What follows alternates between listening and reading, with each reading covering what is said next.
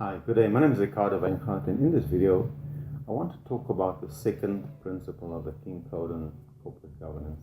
Now, this is what it says.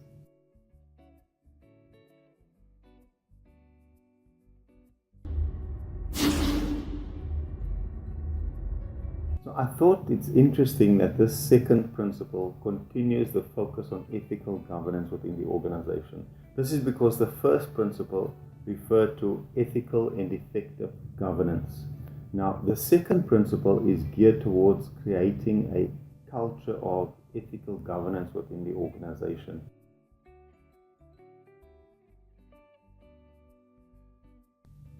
And what the King Code recommends as a first practice is that the board should set the direction for how ethics will be governed in the organization. So the organization's governing board must get involved in this process. So the second recommended practice is for the board to approve and adopt suitable policies and codes of ethics. And those documents don't have to be long. It must be appropriate for the organization, and it's also important for the organization to live up to the standards set out in those documents. And then King 4 also recommends that the organization should take its time to familiarize both internal and external stakeholders with the standards and the content of your external policies. And that could be done in different ways. For example, in the website of the organization, documents could be published.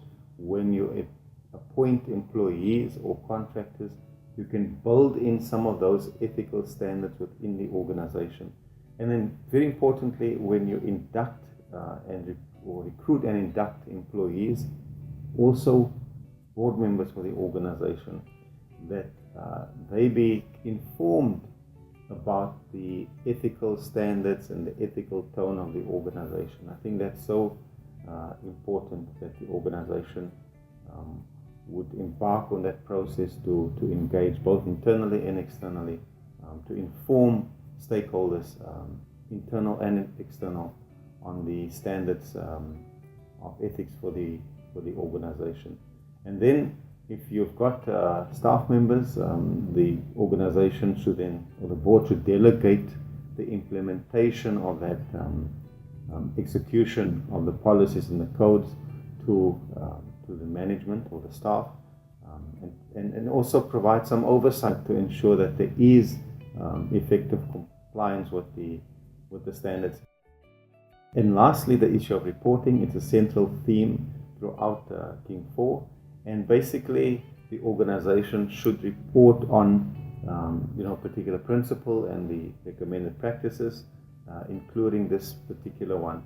So I think there's a lot of scope for innovation in terms of your integrated report, and the steps that you are taking to ensure that you set that ethical tone for the organization, that you adopt policies.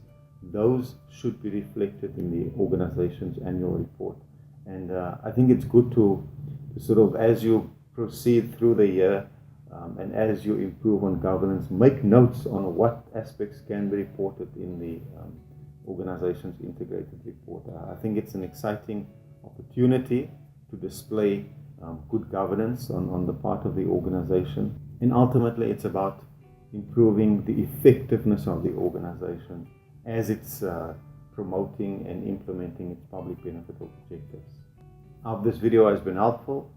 If you like it, please click on the like button. If you think somebody else will benefit from this, please share with others. And thank you for having watched this.